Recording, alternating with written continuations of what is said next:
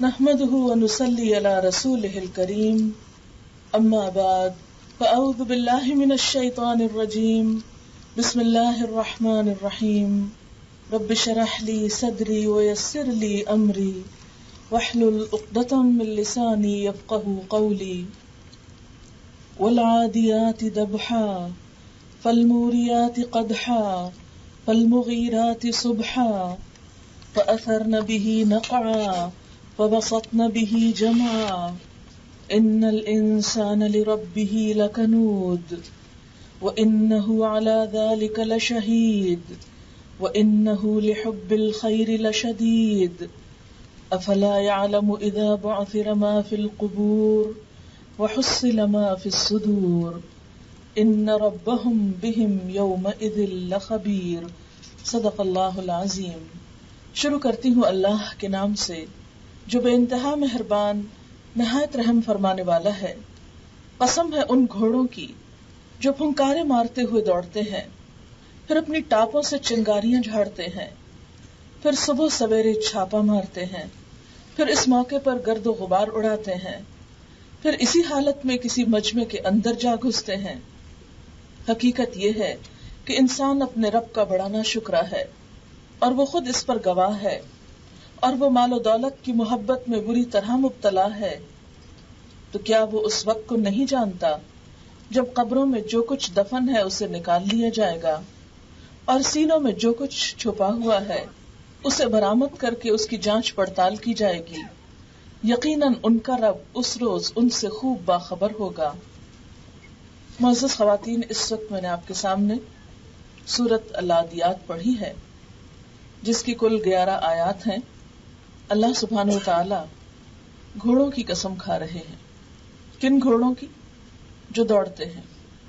پھر ان کی دوڑ کی مزید وضاحت کر رہے ہیں کہ وہ دوڑتے ہیں اور اتنا دوڑتے ہیں کہ ہانپنے لگتے ہیں، گویا ان کا سانس پھول جاتا ہے۔ دوڑتے دوڑتے ہنکارے مارنے لگتے ہیں، پھر اپنی ٹاپوں سے چنگاریاں جھاڑتے ہیں، یعنی اس تیز دوڑ کی وجہ سے ان کے پاؤں کے نیچے سے آگ نکلتی ہے۔ پھر اسی حالت میں دشمن پر صبح سویرے چھاپا مارتے ہیں، گویا رات بھر دوڑتے رہتے ہیں، اپنے کام میں مگن رہتے ہیں۔ پھر اس موقع پہ گرد و غبار اڑاتے ہیں، یعنی ان کی دوڑ اتنی تیز ہے کہ ان کے دوڑنے کی وجہ سے ہر طرف گرد و غبار پھیل جاتا ہے۔ پھر اسی حالت میں کسی مجمع کے اندر جا گھستے ہیں، اپنی جان کی پرواہ بھی نہیں کرتے۔ لیکن گھوڑوں کے مقابلے میں انسان اپنے رب کا بڑا ناشکرا ہے۔ کیوں؟ اس لیے کہ وہ مال و دولت کی محبت میں مبتلا ہے، اس کے پاس وقت ہی نہیں کہ اپنے رب کا شکر ادا کر سکے، اپنے رب کی طرف توجہ کر سکے۔ لیکن اس انسان کو جو اپنے رب کو بھولا ہوا ہے، یہ یاد رکھنا چاہیے کہ وہ وقت دور نہیں جب یہ سارا کاروبار زندگی ختم ہو کر رہ جائے گا، اور پھر ایک دوسری دنیا ہوگی جب تمام انسانوں کو دوبارہ زندہ کیا جائے گا، اور نہ صرف یہ کہ انسانوں کو بلکہ ان کے سینے کے اندر کے خیالات تک کو سامنے لے آیا جائے گا، اور ان سارے خیالات تک کا حساب لیا جائے گا۔ یقیناً ان کا رب اس روز ان سے خوب باخبر ہوگا، گویا انسان کی ساری زندگی کے حالات خود انسان کے سامنے آ جائیں گے، اور اس کا رب انسان کے ایک ایک عمل کو اس کے سامنے پیش کر دے گا، جس سے انسان جھٹلا نہ سکے گا۔ یہ تھا اس سورت کا خلاصہ۔ آئیے تھوڑی تفصیل کے ساتھ دیکھتے ہیں کہ اس سورت میں اللہ تعالیٰ دراصل ہمیں کیا سکھانا چاہتے ہیں۔ عام طور پر جب یہ سورت پڑھی جاتی ہے تو یوں سمجھا جاتا ہے کہ شاید یہ گھوڑوں کی کچھ باتیں کی جا رہی ہیں، یا پرانے زمانے کی کوئی تاریخ بیان کی جا رہی ہے، جب جنگیں میدان میں ہوا کرتی تھیں اور گھوڑے دوڑا کرتے تھے اور دشمن پہ چھاپا مارا کرتے تھے، اور پھر چند ایک باتیں انسان کی حالت کے بارے میں۔ تو بات یہ ہے کہ قرآن پاک صرف 1400 سال پہلے کے لیے نازل نہیں ہوا، صرف اس دور کے میدان جنگ کا یہاں نقشہ نہیں کھینچا جا رہا، بلکہ دراصل یہاں گھوڑوں کی چند صفات کا ذکر کر کے انہیں انسان کے رویے سے کمپیئر کیا جا رہا ہے۔ گھوڑا کیا ہے؟ ایک جانور ہے جو ہر دور میں انسان کی ضرورت رہا ہے۔ گھوڑا جس طرح پرانے زمانے میں انسان کی ضرورت تھا، اسی طرح آج کے دور میں بھی دنیا میں بہت سے علاقے ایسے ہیں کہ جہاں گھوڑے بھاگتے ہوئے انسان کی خدمت میں مصروف عمل ہیں۔ قدیم زمانے میں انسان جنگ لڑنے کے لیے بھی گھوڑوں سے کام لیتا تھا، اسی لیے یہاں جن گھوڑوں کا خاص طور پر ذکر کیا گیا وہ جنگی گھوڑے ہیں۔ گھوڑے کو اللہ تعالیٰ نے پیدا کیا، اس کے اندر جو طاقت رکھی وہ بھی اللہ نے رکھی، اور اتنا طاقتور ہونے کے باوجود اللہ تعالیٰ نے اسے انسان کے لیے مسخر کر دیا کہ انسان اس کی پیٹھ پر سوار ہو سکتا ہے، اسے اپنے قابو میں لا سکتا ہے۔ گھوڑے کو انسان کیا دیتا ہے؟ تھوڑا سا چارہ اور پانی اور بس، لیکن جواب میں گھوڑے سے کتنے فائدے حاصل کرتا ہے۔ وہ گھوڑا جو انسان کی خدمت کے لیے ہے، انسان کے ایک اشارے پر دوڑ پڑتا ہے، اور جہاں تک انسان چاہتا ہے گھوڑا دوڑتا چلا جاتا ہے، اتنا دوڑتا ہے کہ دوڑتے ہوئے ہانپنے لگتا ہے، اس کا سانس پھولنے لگتا ہے، پھر اتنا دوڑتا ہے راستے میں جو کچھ بھی آئے، خواہ ہموار میدان ہو یا پتھریلی زمین ہو، کیونکہ پتھروں پہ دوڑتے ہوئے گھوڑے کے پاؤں سے چنگاریاں نکلتی ہیں۔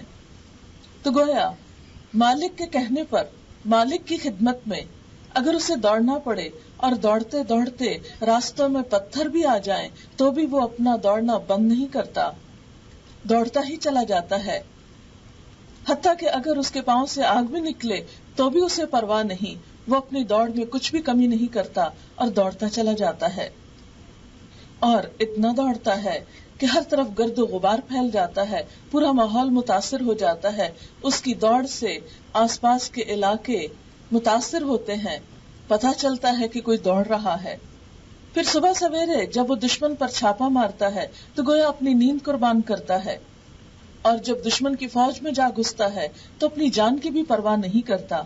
آئیے اب ہم دیکھتے ہیں کہ ہمارے مالک نے ہمیں کیا کچھ نہیں دیا۔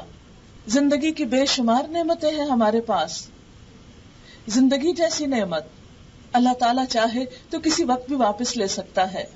یہ ہمارے ہاتھ پاؤں، جسم کا ایک ایک عضو، یہ ہمارے خون کی سرکولیشن، یہ ہمارا سانس لینا، یہ ہمارا غذا کو ہضم کرنا اور اس کا ہمارے جسم کا حصہ بننا، ہمارے لیے طاقت کا ذریعہ بننا، ہمارا چلنا پھرنا، دیکھنے کی قوت، یہ سب کچھ کس نے دی ہمیں؟ اللہ رب العزت نے۔ پھر اس کے بعد کھانے کے لیے طرح طرح کی نعمتیں دی، دنیا میں ہماری خواہشات اور ہماری خوشیوں کے طرح طرح کے سامان پیدا کیے، اس دنیا کو کئی رنگوں میں بنایا، انسان کو عقل جیسی نعمت دی۔ ان ساری چیزوں کو پا کر اتنی نعمتیں کہ جن کو انسان گن نہیں سکتا، ان تعدوا نعمت اللہ لا تحصوها، اگر تم اللہ کی نعمتوں کو گننا چاہو تو گن نہ سکو، ان گنت نعمتیں، دن رات صبح شام، ان سب کو پا کر ہماری اپنے رب کے راستے میں دوڑ کیسی ہے اور کتنی ہے، ہم اپنی طرف نظر دوڑائیں۔ ایک انسان اپنے گھوڑے کو صرف دانا اور پانی دیتا ہے، ایک محدود غذا دیتا ہے، لیکن اس کے مقابلے میں اس سے بے پناہ خدمت لیتا ہے، اور وہ اس کے لیے پوری طرح وفادار ہے کہ اپنی جان تک کی پرواہ نہیں کرتا۔ لیکن ہم اپنے رویے کو دیکھیں، اسی لیے تو اللہ تعالیٰ فرماتے ہیں ان الانسان لربہ لکنود، یقیناً انسان اپنے رب کا بڑا ناشکرا ہے، وہ سب کچھ لینے کے بعد اسی کو بھول جاتا ہے، اسی کو فراموش کر دیتا ہے۔ نیکی کے راستے میں، اللہ کی اطاعت کے راستے میں، اللہ تعالیٰ کے ذکر کے لیے، اس کے شکر کی ادائیگی کے لیے، اس کی اطاعت اور فرما برداری کے لیے، اس کے دین کے لیے ہم کتنا دوڑتے ہیں۔ آج ہم میں سے ہر ایک اپنے رویے پر غور کرے، دنیا کے کاموں کے لیے، دنیا کی خوشیاں پانے کے لیے ہمارے دل کیسے کیسے نہیں مچل جاتے، ہم کہاں تک نہیں پہنچتے، لیکن دین کے لیے ہماری دوڑ کتنی ہے۔ جب اللہ کی اطاعت کا وقت آتا ہے تو ہماری دوڑ کیسی ہوتی ہے۔ اگر ہم اپنی زندگی پر نظر ڈالیں صبح سے لے کر رات تک، تو ہم میں سے ہر شخص دوڑ رہا ہے، اور جو جو وقت گزر رہا ہے ہم میں سے اکثریت کی دوڑ تیز ہوتی چلی جا رہی ہے۔ وقت کے ساتھ ساتھ ہم سب کی دوڑ بڑھتی چلی جا رہی ہے۔ ہم سب اپنا بچپن یاد کریں، اس وقت ہم سب جانتے ہیں کہ زندگی کی دوڑ ایسی نہ تھی جو اب نظر آتی ہے۔ اس وقت اگر مرد ضروریات پوری کرنے کے لیے، اگر کاروبار کے لیے کام کے لیے دوڑتے بھی تھے تو کم از کم عورتیں اس دوڑ میں اتنی شریک نہ تھیں.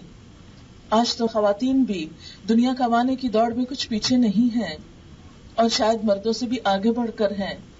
لیکن ہم اپنے آپ سے پوچھیں کہ جب دین کی بات آتی ہے، جب اللہ کی رضا کی بات آتی ہے، جب اس کی خوشی حاصل کرنے کا وقت آتا ہے تو ہماری دوڑ کتنی رہ جاتی ہے. ہم دن بھر دنیا کے کام کرتے ہوئے کتنی بار اپنی سانس پھولاتے ہیں. دنیا کے کاموں میں کتنی دفعہ واقعی ہم ہانپنے لگتے ہیں کہ تیز تیز چلتے ہیں. صبح اٹھتے ہی جلدی جلدی ناشتہ بناتے ہیں، جلدی جلدی بچوں کو رخصت کرتے ہیں، جلدی جلدی بھاگتے دوڑتے گھر کے کام سمیٹتے ہیں اور جلدی جلدی گاڑیاں دوڑاتے ہم دنیا کے کاموں میں آفیسز میں پہنچتے ہیں، اپنی جابز پر پہنچتے ہیں اور پھر دوڑتے دوڑتے گھر پہنچتے ہیں.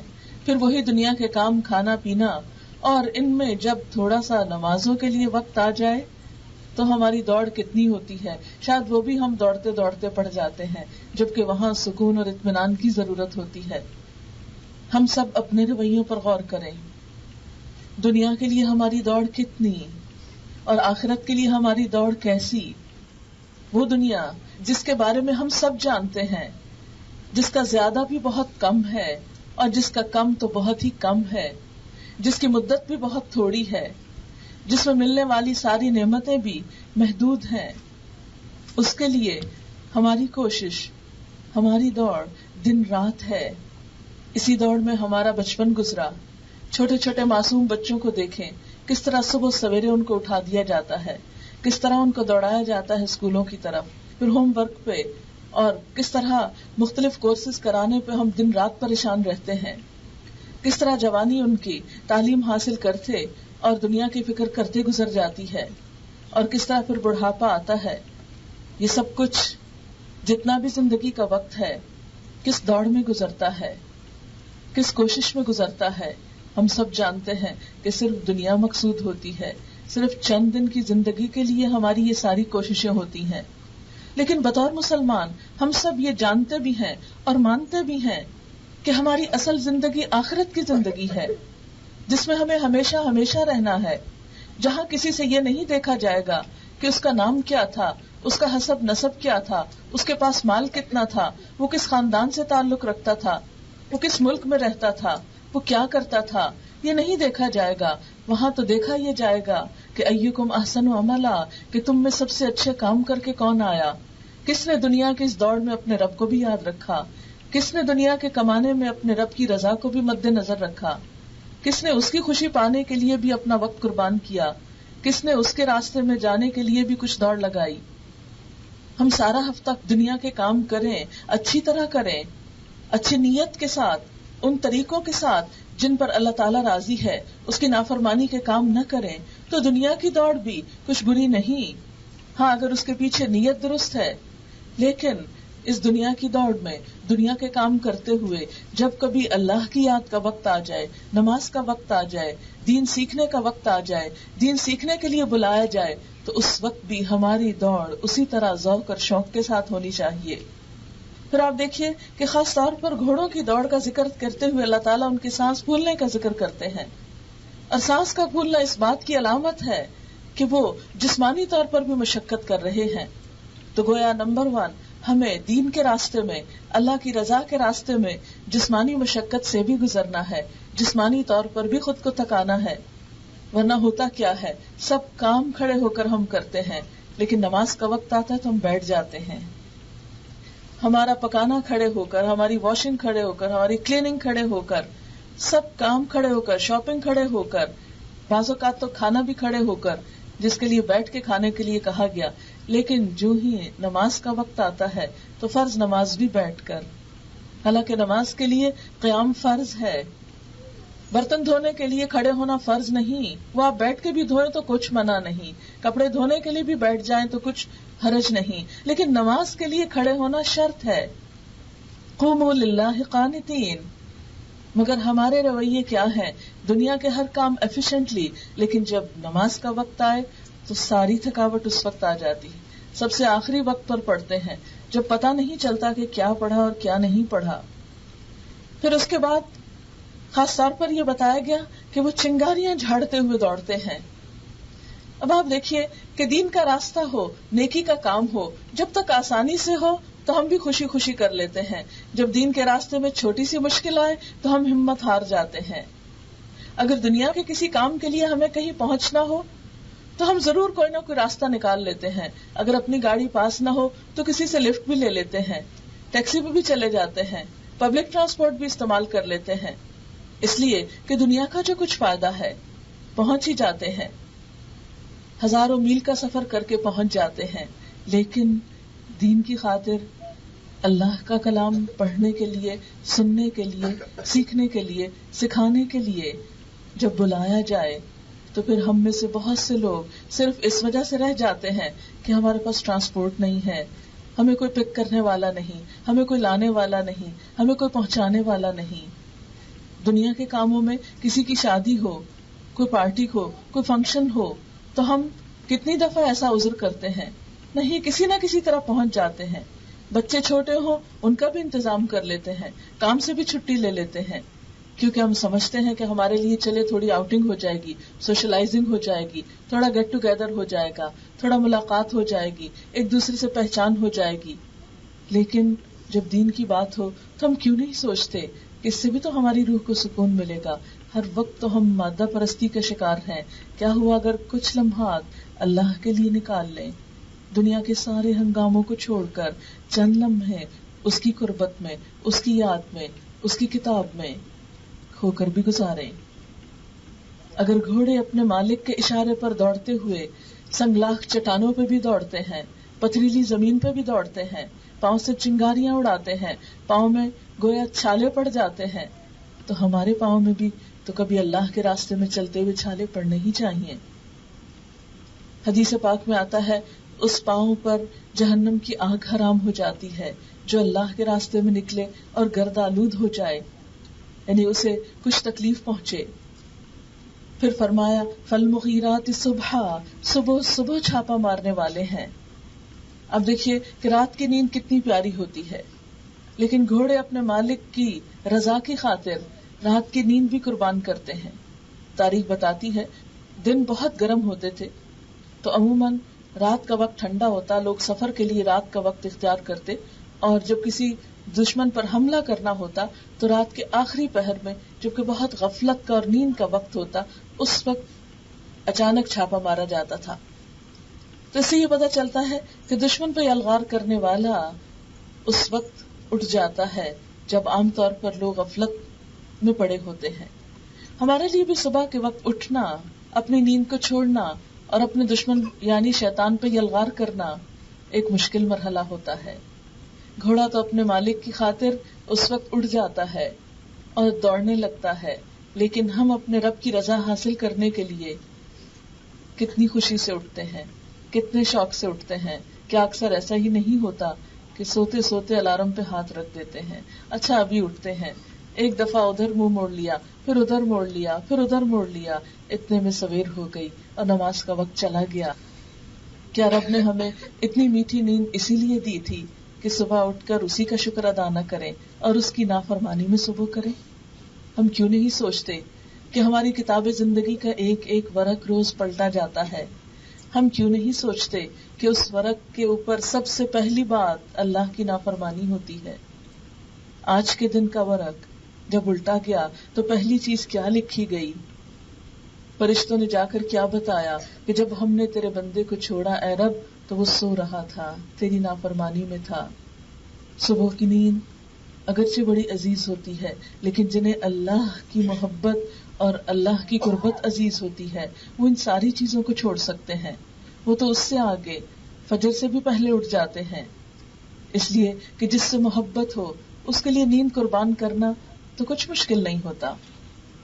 جب بھی کوئی عزیز دوست آ جائے، جب بھی کسی ایسے انسان سے ملاقات ہو جو بہت دیر بعد ملا ہو اور جس کی ملاقات بہت عزیز ہو، تو عام طور پر کیا ہوتا ہے کہ دن بھر کے کام کرنے کے باوجود بھی رات کو دیر تک جاگا جاتا ہے، خوشی خوشی نیند قربان کرتے ہیں.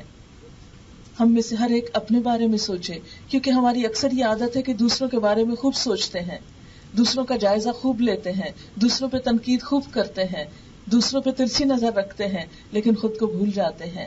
ہم میں سے ہر ایک اپنا جائزہ لے کہ ہم نے اپنے رب کی محبت میں کتنی نیندیں قربان کی. دنیا والوں کی محبت میں، پیسے کی محبت میں، اولاد کی محبت میں اور دیگر انسانوں کی محبت میں تو شاید بہت سی نیندیں قربان کی ہوں، اور شوق سے کی ہوں، خوشی سے کی ہوں. اپنے رب کی خاطر کتنی نیند قربان کی. فَأَثَرْنَ بِهِ نَقْعًا فَوَسَطْنَ بِهِ جَمْعًا.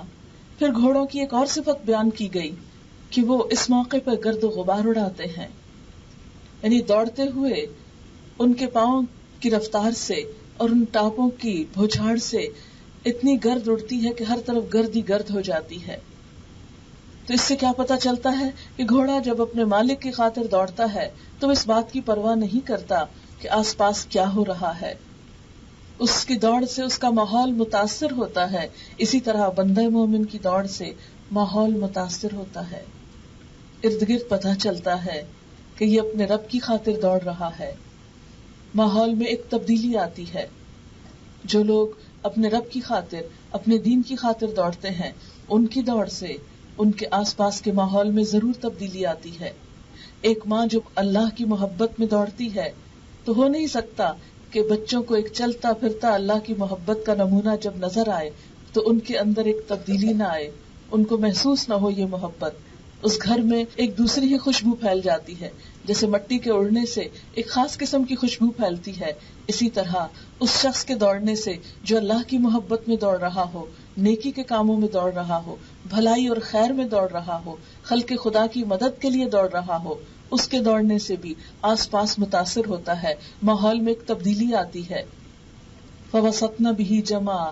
گھوڑے دوڑتے دوڑتے دشمن کے لشکر میں جا گھستے ہیں. اور دشمن کے لشکر میں جا گھسنا یا ایسے جیسے شہد کی مکھیوں کے چھتے میں ہاتھ ڈالنا کہ ساری چمٹنے کو تیار ہو جائے. ہم میں سے کبھی کوئی ایسے چھتے کے پاس سے بھی گزرے تو ایک دم الرٹ ہو جاتے ہیں کہ کہیں کوئی مکھی آ کے مجھے نہ کاٹ لے. چھپتے چھپاتے بچتے بچاتے نکل جاتے ہیں.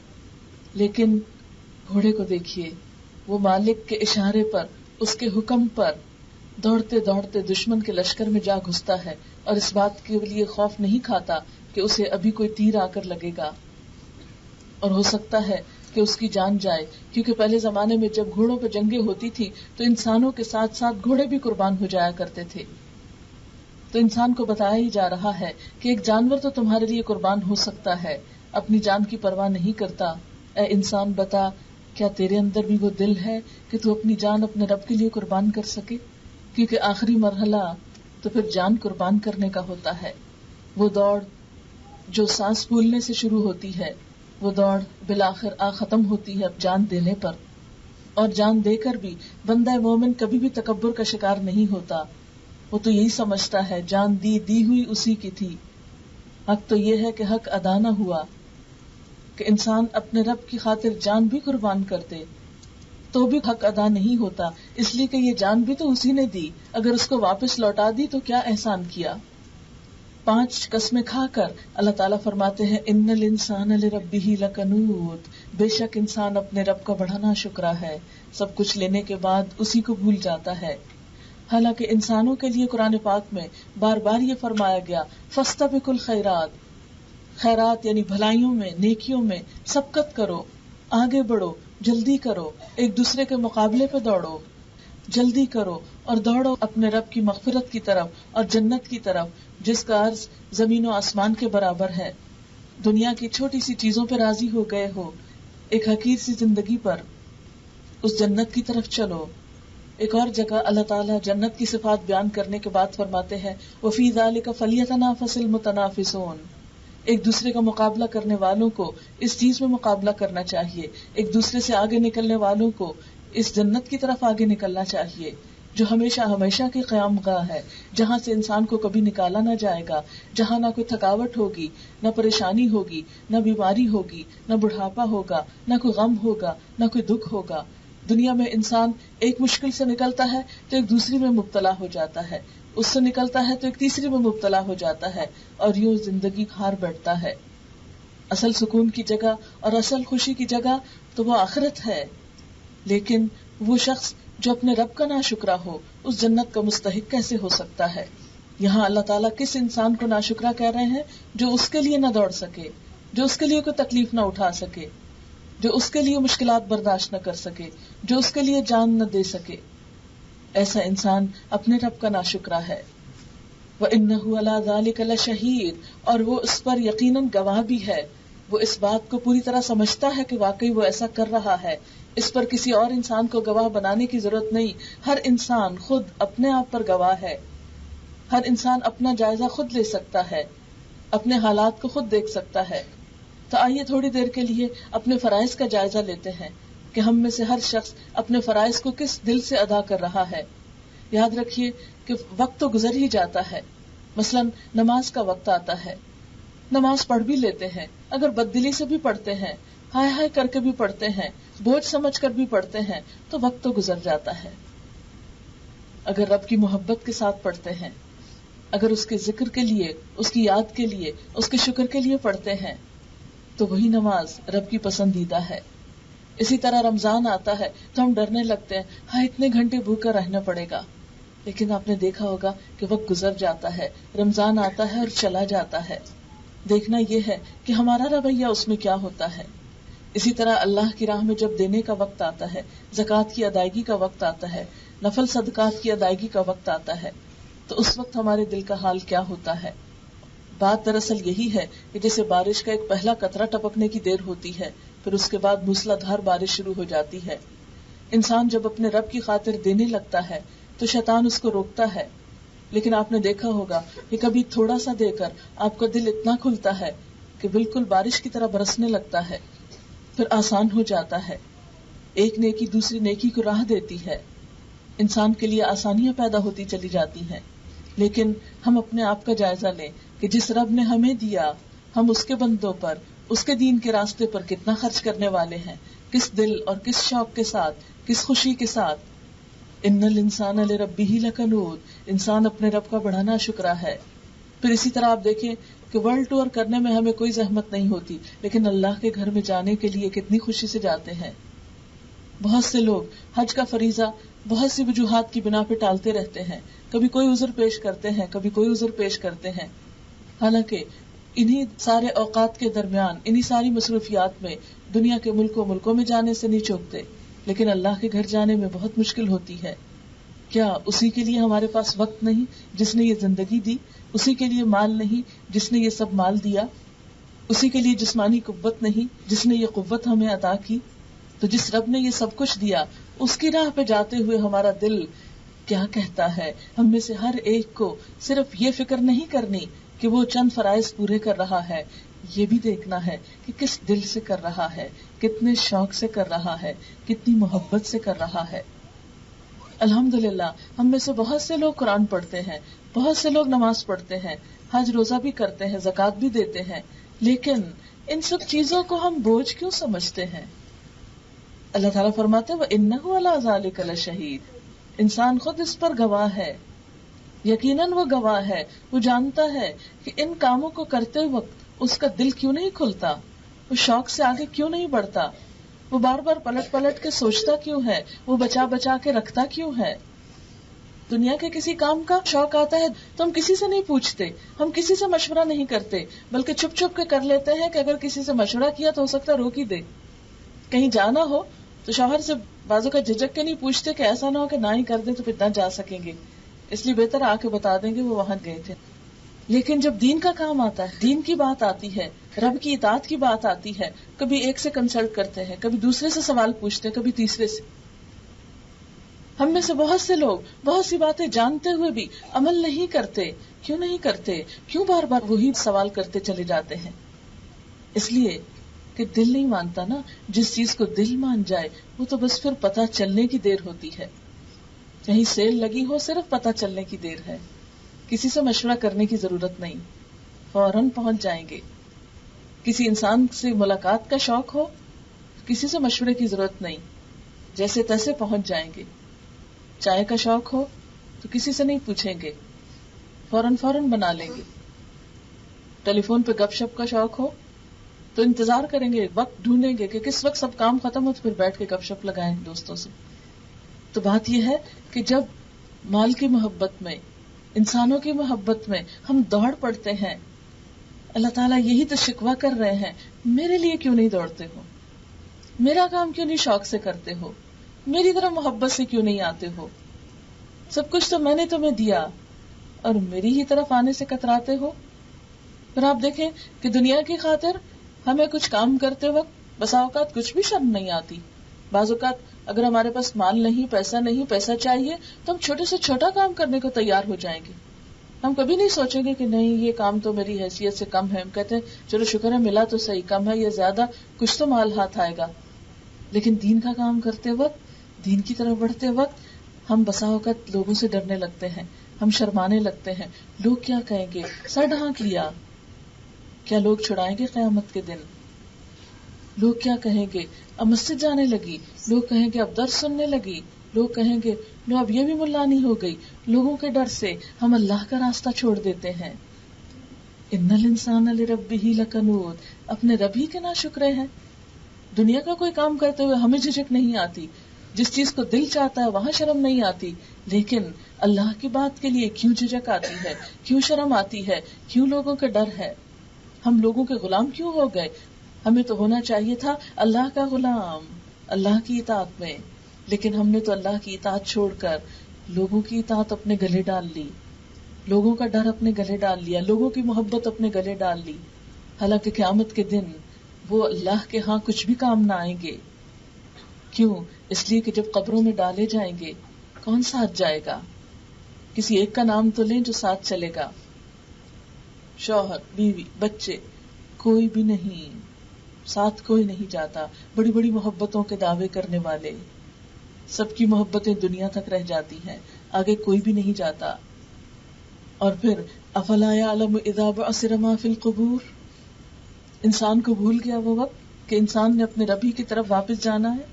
یہ دوڑتے دوڑتے ایک دن ٹھوکر کھائے گا دنیا میں اور پہنچ جائے گا ایک دوسری دنیا میں. ایسا گرے گا کہ اٹھ نہ سکے گا. پھر زمین کے اوپر نہیں، زمین کے اندر پہنچ جائے گا. پھر سارا رنگ روپ، اس کی ساری شکل و صورت، دنیا کا سارا جاہ جلال، سب کچھ مٹی ہو جائے گا. وہ بھول بھلا دیا جائے گا. کوئی اس کو جانتا نہ ہوگا، کوئی اس کا نام لینے والا نہ ہوگا.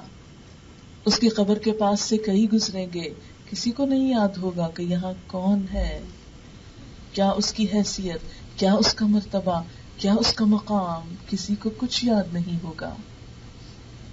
اور پھر ایک دن آئے گا کہ یہ مٹی میں ملا ہوا انسان پھر دوبارہ اٹھا دیا جائے گا. افلا یعلم، کیا انسان جانتا نہیں، کیا انسان بھول چکا؟ اذا بعثر ما فی القبور، کہ جو کچھ قبروں میں دفن ہے وہ سب نکال لیا جائے گا. یہ بعثر کا لفظ بھی بہت عجیب ہے. یہ لفظ عربی میں استعمال ہوتا ہے کسی چیز کو زمین کے اندر کریدنے، کھودنے اور اس سے الٹ پلٹ کے کسی چیز کو نکالنے کے، کہ انسان جتنی بھی تہوں کے اندر چلا جائے. کیونکہ آپ نے دیکھا ہوگا کہ بسا اوقات دنیا میں ایک آبادی ہوتی ہے، کسی آندھی طوفان مصیبت سے مٹ جاتی، ختم ہو جاتی ہے، اتنی مٹی میں دب جاتے ہیں لوگ کہ یوں لگتا ہے جیسے یہاں کبھی آبادی تھی نہیں. پھر ایک اور قوم آتی ہے، پھر اس کے ساتھ وہی ہوتا ہے، پھر اسی طرح اور قوم آتی ہے. ابھی چند مہینے پہلے نیشنل جیوگرافک میں کچھ تصویریں آئی تھی اسقلان کے بارے میں، شاید آپ میں سے بھی کچھ لوگوں نے دیکھا ہو کہ اس کی جب کھدائی کی گئی تو ایک نہیں کئی تہذیبیں مٹی کے نیچے دبی ہوئی نظر آئیں، ایک کے اوپر ایک تہ. تو بعثر ما فی القبور کا یہی مطلب ہے کہ ایک تہ ہٹا کے وہاں جو کچھ ہے وہ نکال لیا جائے گا، پھر اگلی تہ ہٹا دی جائے گی، پھر اس کے اندر جو کچھ ہے، پھر اس کے اندر جو کچھ ہے، یا انسان کی ہڈیاں اور جسم جہاں جہاں مٹی میں گیا وہ سب کچھ وہاں سے نکال لیا جائے گا. کیونکہ خواہ انسان کو ایک جگہ بھی دفن کیا جائے، بسا اوقات ایسے واقعات ہوتے ہیں کہ انسان کی ہڈیاں کہیں سے کہیں پہنچ جاتی. ابھی ریسنٹلی پاکستان میں جو سیلاب آیا ہے وہ قبرستانوں کو بھی بہا کے لے گیا. بعض قبرستانوں کو تو ایسا بہا ہے کہ وہاں سے ہڈیاں بھی پانی کے ساتھ بہتی ہوئی لوگوں کے گھروں تک جا پہنچی. اور قبرستان جو خاص طور پر گہرائی میں تھے وہاں تو کئی دن پانی کھڑا رہا، اور پھر ساتھ سے نالے گزر رہے ہیں اور اس کے اندر ہی ہڈیاں ادھر ادھر گم. سوچ کر بھی اور دیکھ کر وحشت آتی ہے. اور انسان اگر اپنے آپ کو وہاں رکھ کے سوچے، کون بچا سکتا ہے اپنے آپ کو بہنے سے یا کھونے سے یا گم ہونے سے؟ لیکن اللہ تعالیٰ کے لیے کچھ مشکل نہیں، واپس لا کے سب کو جوڑ کر کھڑا کر دے. ہزاروں میل پر بھی انسان کے ٹکڑے بکھر جائیں تو اللہ تعالیٰ کے لیے کچھ مشکل نہیں کہ ایک کن کہہ کے سب کو جمع کر لے. تو اللہ تعالیٰ انسان کو احساس دلا رہے ہیں افلا یعلم اذا بعثر ما فی القبور، کیا انسان جانتا نہیں کہ قبروں میں جو کچھ ہے سب کچھ نکال کر باہر لے آیا جائے گا. وحصل ما فی الصدور، اور پورا انسان بنا کر پھر اس کے سینے کے اندر جو کچھ ہے اس سے حاصل کر لیا جائے گا. حصل کا لفظ عربی میں استعمال ہوتا ہے کسی نٹ کا شیل توڑ کر اندر سے گری نکالنے کو. جیسے بادام ہوتا ہے اس کو توڑ کر اس کے اندر کی جو گری نکالی جاتی ہے اس کو کہتے ہیں حصلہ، یعنی کسی چیز کا لب لباب مغز اور نچوڑ اور اس کے اندر کا کور تک نکال کے باہر لے آنا، اس کو کہتے ہیں حاصل کرنا. اردو میں بھی یہ لفظ حاصل کرنا میں استعمال ہوتا ہے. وحصل ما فی الصدور، صدور کیا؟ صدر، صدر سینے کو کہتے ہیں. سینہ دراصل کیا ہے؟ ہڈیوں کا ایک پنجرا ہے. اس کے اندر کیا ہے؟ دل ہے. دل کے اندر کیا ہے؟ انسان کے خیالات، احساسات، جذبات، محبتیں، نفرتیں، خواہشات، طمع، لالچ، جو کچھ بھی ہے سب کچھ یہی تو ہے. تو اللہ تعالیٰ فرماتے ہیں کہ وہ دن آئے گا جب سینے کے اندر جو چیز ہے اس کو نکال لی جائے گی. بالکل ایسے ہی نا کہ جیسے ہمارے سینے کی ہڈیاں کیا ہے؟ شل کی طرح ہے، اور اس کے اندر دل کیا ہے؟ جیسے ایک نٹ ہے، جیسے ایک بادام کی گری ہے.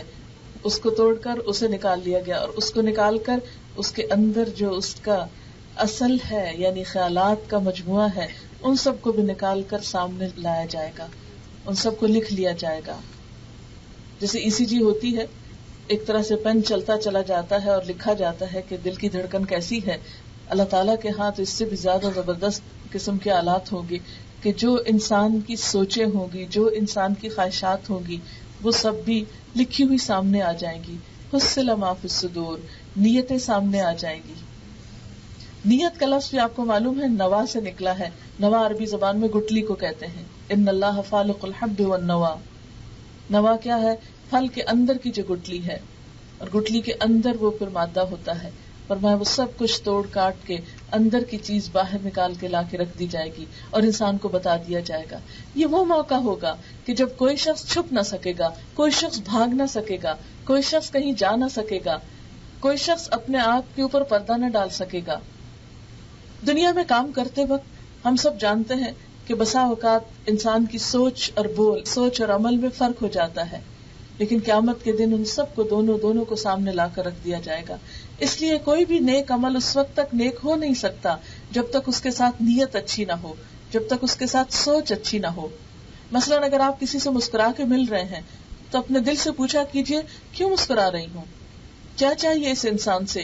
کیا کسی مطلب کے لیے، دنیا کی کسی حقیر غرض اور کسی لالچ کے لیے، یا محض اللہ کی خاطر کہ مجھے اس انسان سے کچھ نہیں چاہیے، صرف یہ کہ میرے دین کا تقاضا یہ ہے، میرے رب کو پسند یہ ہے کہ میں اس انسان سے ملوں تو خوشی سے ملوں.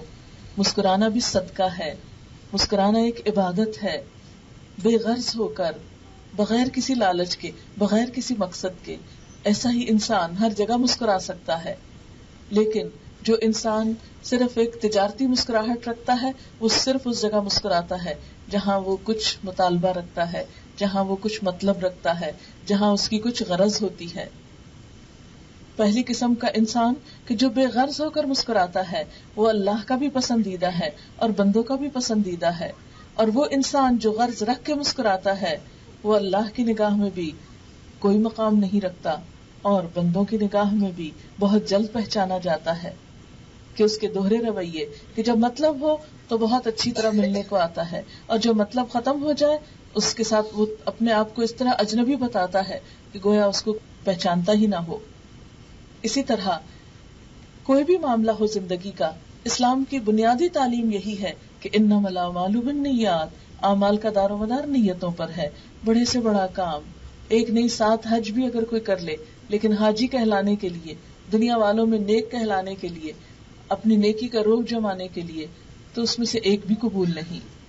لیکن اگر انسان چھوٹے سے چھوٹا عمل بھی خلوص نیت کے ساتھ کرتا ہے تو اللہ تعالیٰ کے ہاں اس کی بہت بڑی قبولیت ہے. اس کے ہاں کوالٹی چاہیے، خواہ وہ تھوڑا سا عمل ہی کیوں نہ ہو، انسان کی بخشش کے لیے کافی ہو جاتا ہے. پھر فرمایا ان ربہم بہم یومئذ لخبیر، بے شک ان کا رب ان کے بارے میں اس دن خوب باخبر ہوگا. انسان کے صرف ظاہری اعمال ہی نہیں انسان کے اندر کی سب باتیں بھی اللہ کو معلوم ہوگی، اور جب انسان اپنے رب کے سامنے بالکل عیاں ہوگا تو چھپ کر بھاگ کر کہاں جا سکے گا۔ اس سورت کی آیت نمبر 8 جو ہے وَإِنَّهُ لِحُبِّ الْخَيْرِ لَشَدِيدٌ، یہ اس کا ایک طرح سے مرکزی مضمون ہے۔ انسان کے ناشکرے پن کی اصل وجہ کیا ہے؟ کہ وہ مال کی محبت میں گرفتار ہے، اور صرف محبت میں گرفتار نہیں، لشدید، بہت شدت سے مال کی محبت میں گرفتار ہے۔ مال کی خاطر اپنا ایمان بیچ ڈالتا ہے، مال کی خاطر جھوٹ بولنا پڑے تو بولنے سے گریز نہیں کرتا، مال کی خاطر اپنا دین بدلنا پڑے تو بدلنے سے گریز نہیں کرتا۔ مال دراصل دوسرے لفظوں میں کیا ہے؟ دنیا۔ حالانکہ انسان کی دنیا کتنی ہے؟ نبی صلی اللہ علیہ وسلم نے فرمایا، آدمی کہتا رہتا ہے میرا مال میرا مال، لیکن انسان کا مال اتنا ہے جتنا کھا کر فنا کر دے، یا پہن کے پرانا کر دے، یا صدقہ دے کر آخرت کے لیے ذخیرہ کر لے۔ آپ صلی اللہ علیہ وسلم نے فرمایا، تم میں سے کتنے لوگ ایسے ہیں کہ جنہیں اپنے وارثوں کا مال اپنے مال سے بڑھ کر پیارا ہے؟ تو لوگوں نے کہا کہ نہیں، ہمیں تو اپنا مال پیارا ہے۔ فرمایا نہیں، تمہارا مال تو وہ ہے جو تم خود استعمال کر لیتے ہو، باقی جو کچھ تم چھوڑ رہے ہو وہ تو تمہارے وارثوں کے لیے ہے، وہ تو دوسرے لے جائیں گے۔ اور اس کے لینے کے بعد بھی کون کس کو کتنا یاد کرتا ہے، کتنا خوش ہوتا ہے، کتنا راضی ہوتا ہے۔ خلاصہ یہ ہے کہ پہلی بات یہ کہ ہم سب کو اپنے رویے پر غور کرنا ہے۔ ہم میں سے ہر شخص خود سے پوچھے کہ ہم اپنے رب کے راستے پر کتنا دوڑنے والے ہیں۔ اگر ہماری دوڑ دنیا کے لیے ہے تو نیکی کی طرف جاتے ہوئے بھی اسی شوق اور اسی محبت اور اسی خوشی کے ساتھ دوڑنا ہے۔ اسی طرح دنیا کے کام کرتے ہوئے بھی اپنے رب کو یاد رکھنا ہے، اپنے رب کی نافرمانی نہیں کرنا۔ اور پھر مال کی محبت جیسے حضرت سلیمان علیہ السلام نے رکھی تھی کہ اپنے رب کی یاد کی خاطر، اسلام میں مال کو برا نہیں کہا گیا، مال کو خیر کہا گیا، لیکن یہ خیر اس وقت ہوتا ہے جب حلال اور جائز طریقوں سے کمایا جائے اور خیر اور بھلائی کے راستے میں خرچ بھی کیا جائے، اور انسان اپنی آخرت کو ہمیشہ یاد رکھے۔ اس لیے کہ عقل مند وہ ہے کہ جو اپنے آپ کو آج میں نہیں کل والوں میں شمار کرے، جو دنیا کو ایک چلتا سفر سمجھے اور منزل آخرت کو سمجھے جہاں جا کر اسے سکون پانا ہے۔ دنیا کوشش کے لیے ہے، اس میں سٹرگل ہے، ہر لمحہ سٹرگل۔ ہم میں سے ہر شخص دیکھے کہ اس کی یہ سٹرگل کس راستے میں ہے، کس طرف ہے، اس کی ڈائریکشن کیا ہے۔ مال کے بارے میں چند ایک احادیث میں آپ کے سامنے رکھنا چاہتی ہوں تاکہ اس کی حقیقت حضور صلی اللہ علیہ وسلم کے ارشادات کی روشنی میں واضح ہو۔ حضرت ابو ہریرہ سے روایت ہے، کہتے ہیں کہ رسول اللہ صلی اللہ علیہ وسلم نے فرمایا، آدمی کہتا ہے کہ میرا مال، یہ میرا مال، مگر حقیقت میں جس کو اس کا مال کہہ سکتے ہیں وہ 3 قسم سے زیادہ نہیں، جو اس نے کھا کے فنا کر دیا، جو اس نے پہن کے پرانا کر دیا، اور جو اس نے کسی کو اللہ کے واسطے دے دیا اور اپنے لیے آخرت کا ذخیرہ بنا لیا۔ اس کے سوا جو رہا وہ اس کو لوگوں کے لیے چھوڑ کر خود چل بسے گا اور وہ مال دوسروں کا ہو جائے گا۔ حضرت ام درداء سے روایت ہے، کہتی ہے کہ میں نے اپنے شوہر ابو درداء سے بات کی، کیا وجہ ہے کہ تم مال جمع نہیں کرتے ہو؟ دیکھو فلاں آدمی کس طرح مال جمع کر رہا ہے۔ انہوں نے جواب دیا کہ میں نے رسول اللہ صلی اللہ علیہ وسلم کو کہتے ہوئے سنا ہے کہ لوگوں، تمہارے سامنے ایک بڑی دشوار گزار گھاٹی ہے جس کو بھاری سامان سے لدے ہوئے لوگ پار نہیں کر سکتے، اس لیے میں یہ چاہتا ہوں کہ اس گھاٹی کے عبور کرنے کے لیے میں ہلکا پھلکا رہوں۔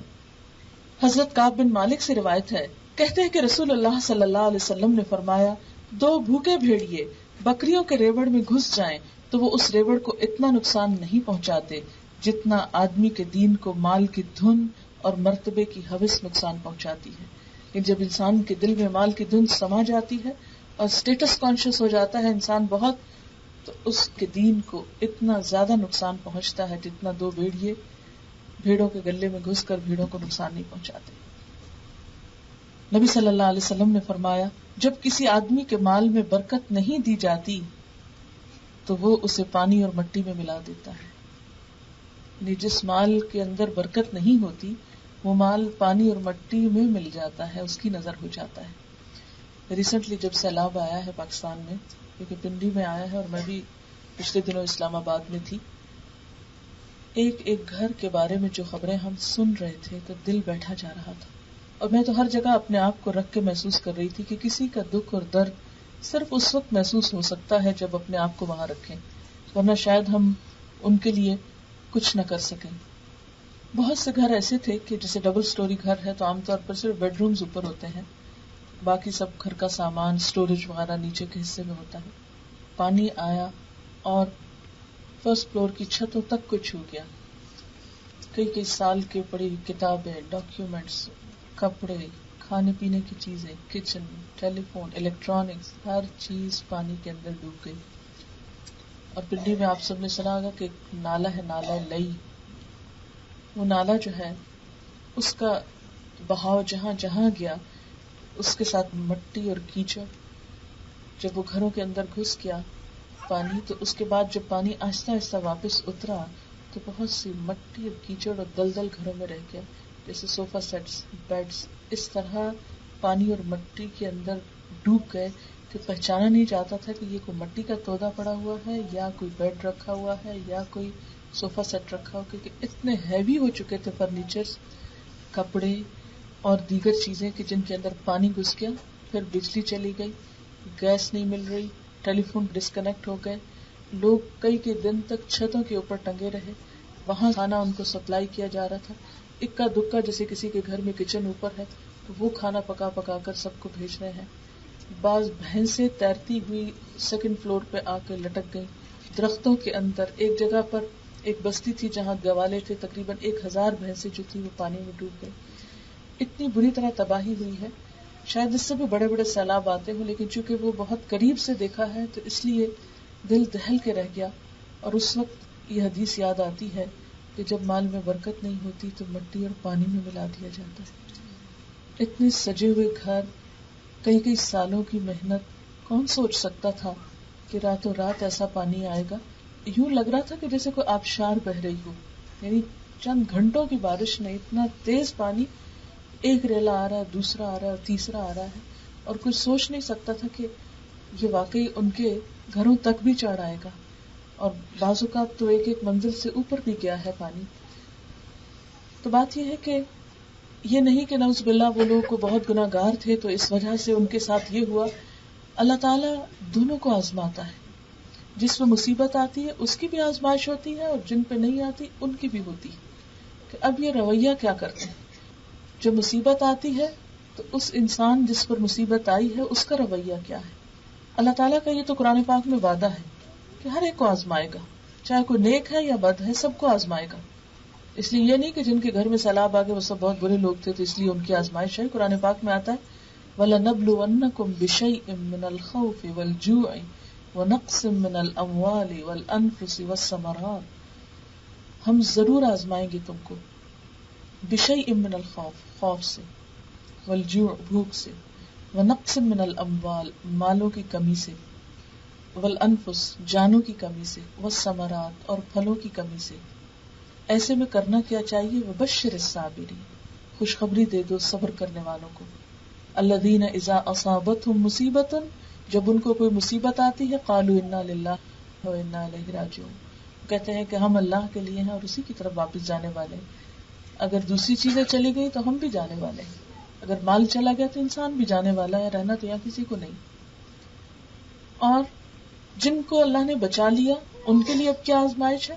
نمبر 1 یہ کہ وہ شکر گزار کتنے ہوتے ہیں کہ اللہ نے ان کو اس مصیبت سے بچا لیا، اور نمبر 2 یہ کہ وہ ان کی مدد کتنی کرتے ہیں جو اس مصیبت میں مبتلا ہو گئے.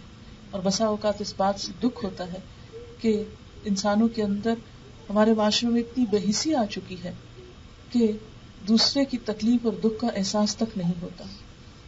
اور اس میں آپ دیکھیے کہ بہت سے ڈاکٹر جن کے کلینکس نیچے بیسمنٹس میں تھے، ان کی کروڑوں کی مشینری برباد ہو گئی، ان کی کلینکس، دوائیاں ڈوب گئی، ہر چیز یعنی اس بری طرح تباہی ہوئی ہے.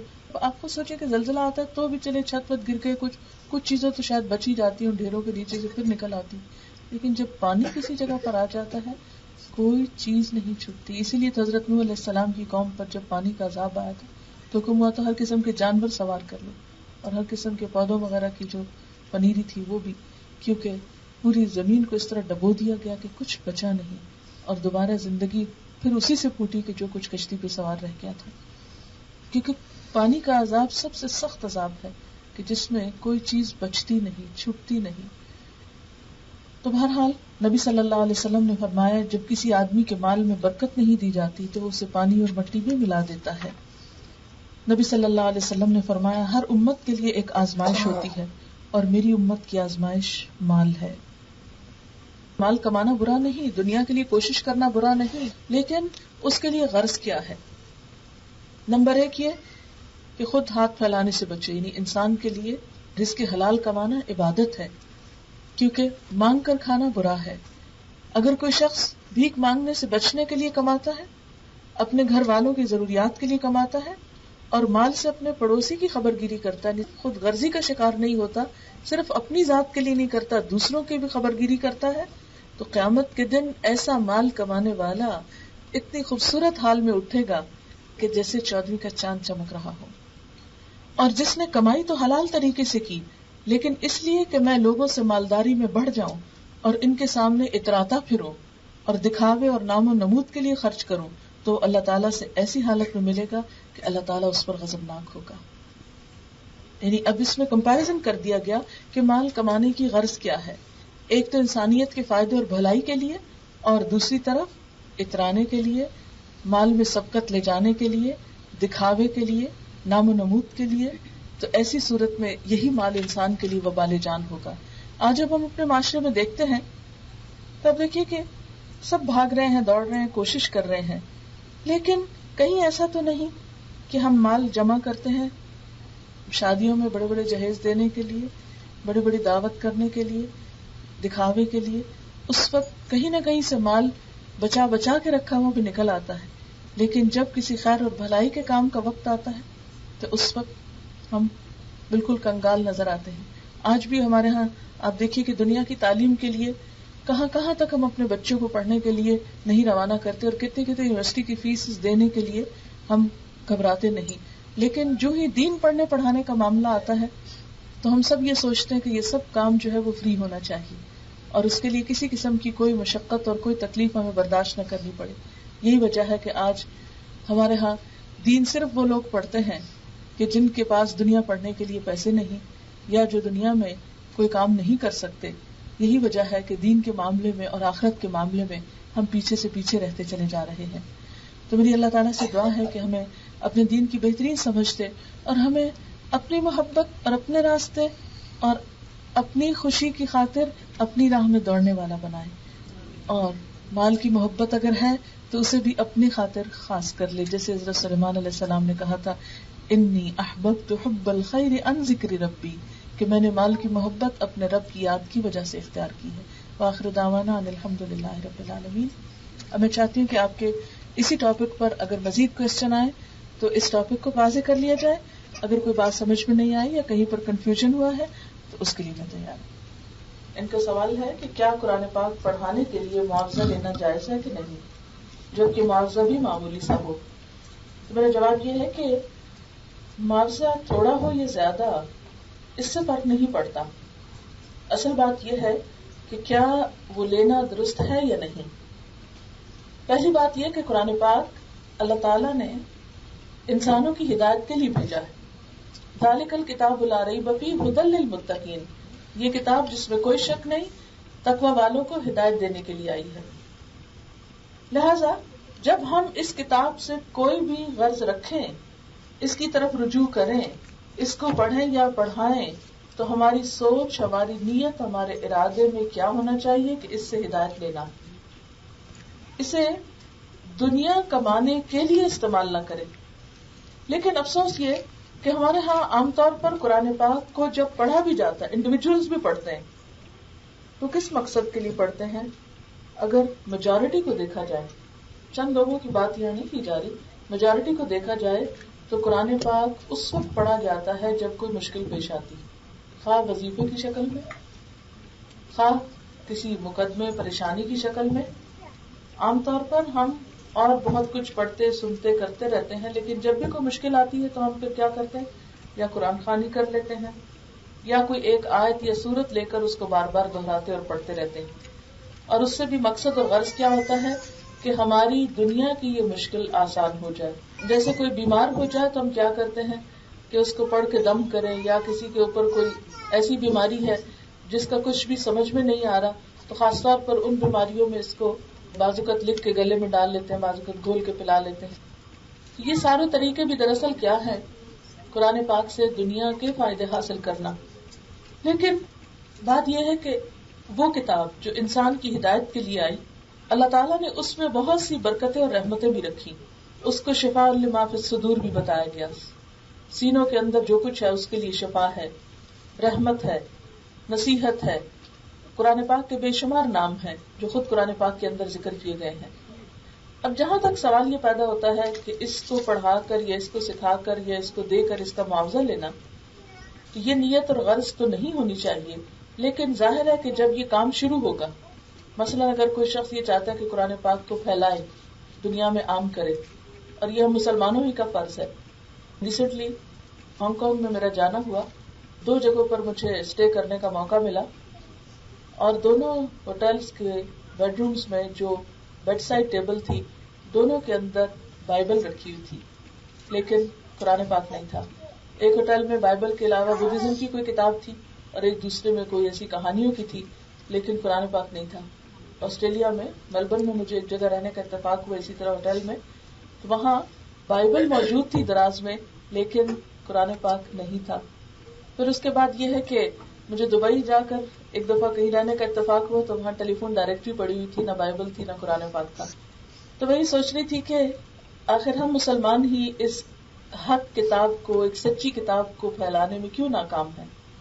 کیا وجہ ہے کہ وہ بائبل جو اتنی تحریفات کا مجموعہ, اتنا کچھ اس میں تبدیل ہو چکا ہے کہ اللہ ہی جانتا ہے کہ اس میں ریالٹی اور سچ اور حق کتنا ہے, لیکن اس کے باوجود اس کے ماننے والوں کا جذبہ اور شوق اور ولولہ دیکھیں کہ دنیا کے ہر ملک میں ہر جگہ پر بڑے ہوٹلز کے اندر آپ دیکھیں کہ ہوٹل میں کم از کم 500 کمرے بھی ہوتے ہیں, اور ان کے ہر کمرے کے ہر ڈرار کے اندر بائبل اگر رکھی ہوئی موجود ہے. کیونکہ مسافر لوگوں کے پاس عموماً اپنا سامان تو پیک ہوتا ہے, اگر کوئی بہت ریڈنگ کا شوقین بھی ہے اور بعض اوقات تھکن کی وجہ سے نیند بھی نہیں آتی تو دراز کھولیں گے تو کچھ تو پڑھیں گے. حتیٰ کہ آپ یقین مانیں کہ میں خود لیٹی ہوئی تھی, کچھ پڑھنے کو نہیں تھا, تو میں نے سوچا چلے یہی آج کھول کے دیکھتے اس میں کیا ہے, تو اس بہانے کچھ تو پڑھتے ہوں گے. اب مثلاً یہ ہے کہ ایک شخص, معاف کیجیے گا میں ذرا جواب لمبے دوں گی کیونکہ میرے جواب صرف ہاں یا نہ یا حرام حلال نہیں ہے, میں ان سوالوں کے جواب میں بھی کچھ سکھانا چاہتی ہوں کیونکہ ورنہ آنے کا فائدہ کچھ نہیں. ہاں نہ تو آپ کو کوئی بھی کر دے گا. تو بات یہ ہے کہ مثلاً اب کوئی شخص یہ چاہتا ہے کہ اس کتاب کو دنیا میں عام کیا جائے, اس کی مثلاً 1000 کاپیز جو ہیں وہ چھپوا کر تقسیم کرے.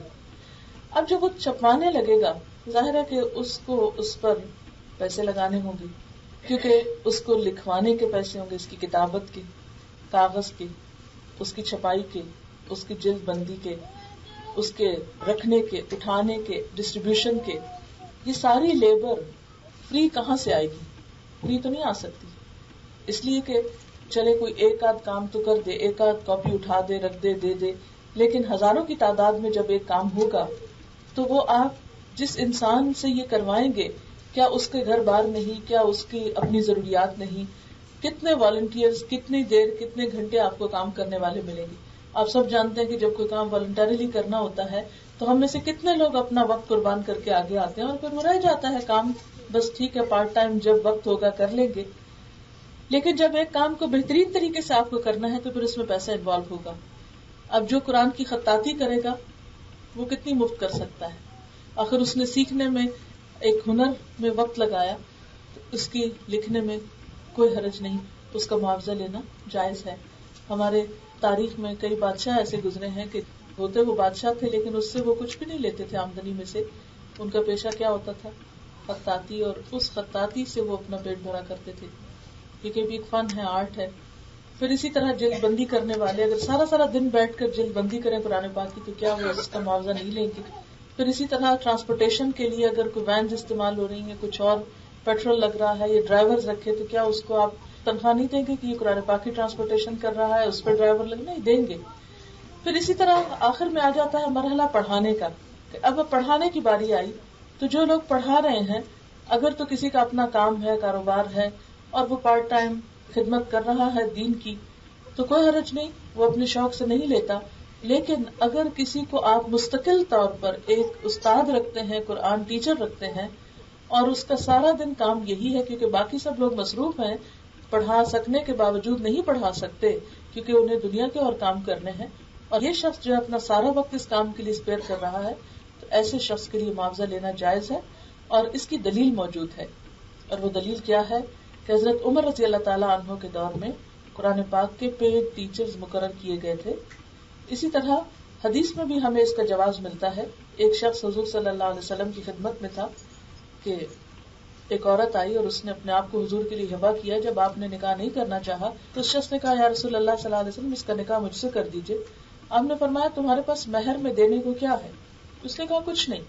تو آپ نے فرمایا کہ کیا لوہے کی کوئی انگوٹھی یا کوئی بھی چیز؟ نے کہا وہ بھی نہیں ہے میرے پاس. تو آپ نے فرمایا پھر کس طرح میں تمہارا نکاح کر سکتا ہوں؟ لیکن وہ شخص مصر رہا. تو اس پر آپ صلی اللہ علیہ وسلم نے اس سے پوچھا کہ کیا تمہیں قرآن پاک کی کچھ صورتیں یاد ہیں؟ تو اس نے کہا ہاں. آپ نے فرمایا کیا تم اس بات کا وعدہ کرتے ہو کہ تم مہر میں اپنی بیوی کو ان صورتوں کی تعلیم دو گے؟ تو اس شخص نے کہا ہاں. تو آپ صلی اللہ علیہ وسلم نے اس تعلیم کی اجرت کی بدولت اس کا نکاح اس عورت سے کر دیا. بخاری میں ریپیٹڈلی یہ حدیث آتی. تو اس سے علماء نے کیا ڈیڈکٹ کیا کہ یہ جو قرآن پاک کی تعلیم ہے، جو ایک معاوضہ ہے، وہ اس شخص کے نکاح کے لیے مہر قرار پایا. تو ایسی صورت میں جب کوئی شخص مجبور ہو، ضرورت مند ہو اور اس کا کوئی بھی ذریعہ آمدنی اور نہ ہو، یا یہ کہ فل ٹائم وہ اس کام پر متعین ہو، تو ایسی صورت میں اسے ایک باقاعدہ استاد مقرر کر کے اس کی تنخواہ مقرر کرنا کچھ منع نہیں ہے. اور اس کی تاریخ میں بہت سی مثالیں ہیں.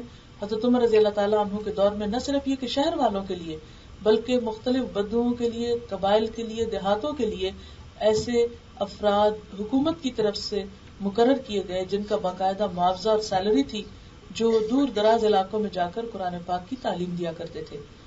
لیکن اس کے ساتھ ساتھ یہ بات یاد رہے کہ انڈیویجولز اس کا مطالبہ نہیں کرے، اس کو بطور تجارت کوئی شرائط طے نہیں کرے. اس میں یا تو حکومت کا فرض ہے یا کسی انسٹیٹیوشن یا ادارے کا فرض ہے، مثلا کسی مسجد کا فرض ہے کہ وہ ایسے افراد مقرر کر کے ان کی تنخواہ کا بندوبست کرے.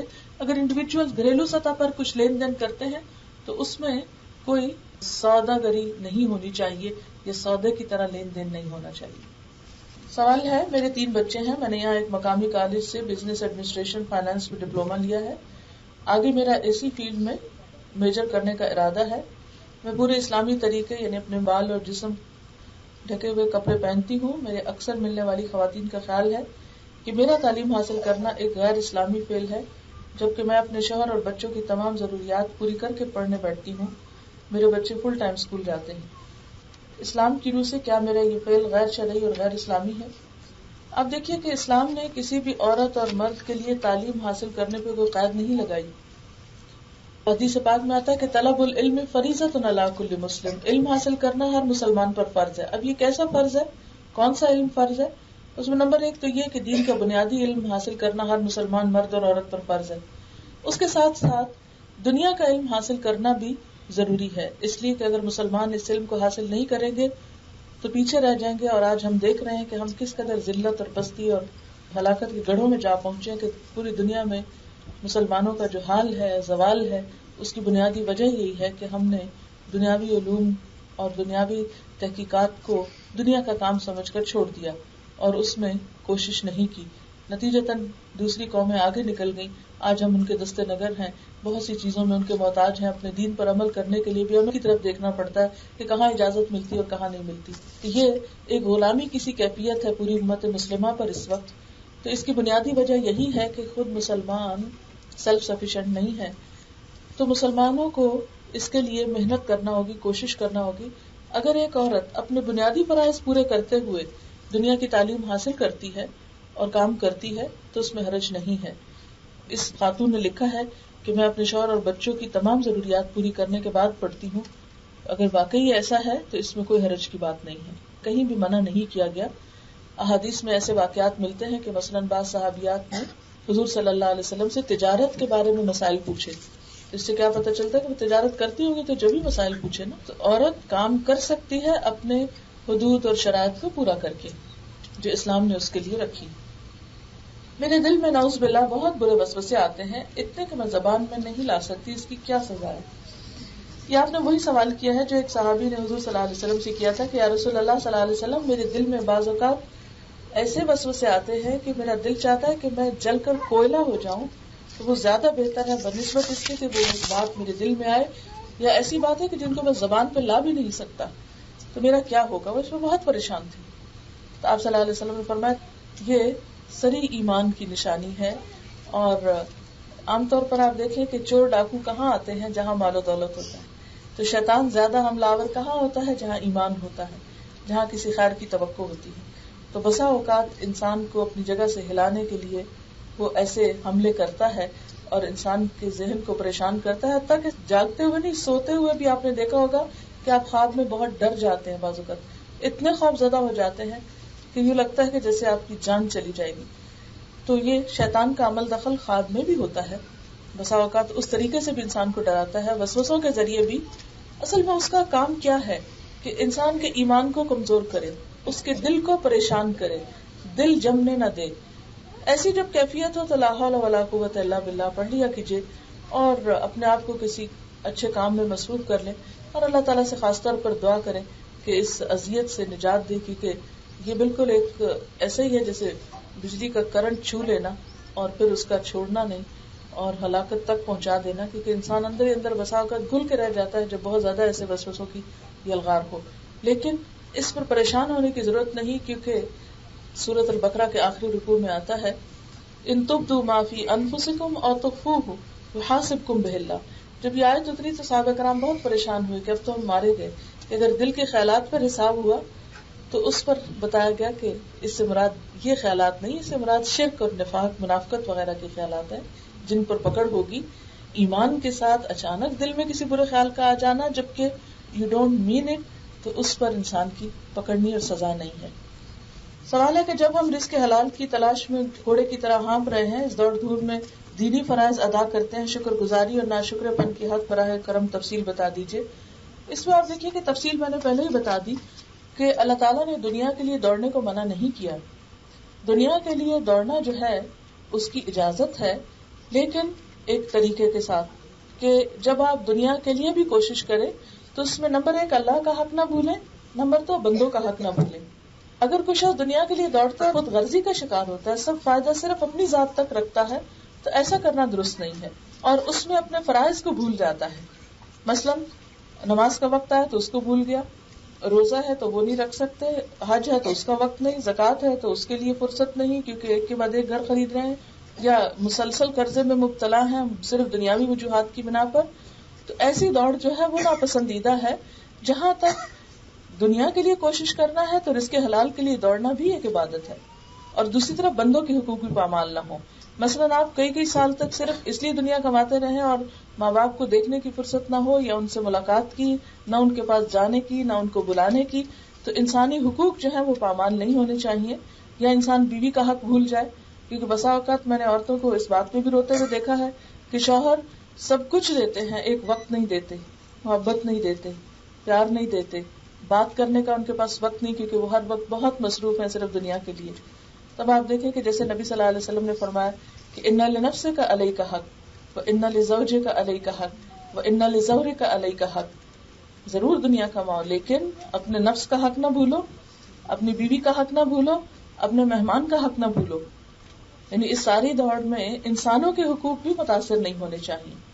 سبحانک اللہم و بحمدک نشہد ان لا الہ الا انت نستغفرک و نتوب الیک. والسلام علیکم و رحمۃ اللہ وبرکاتہ.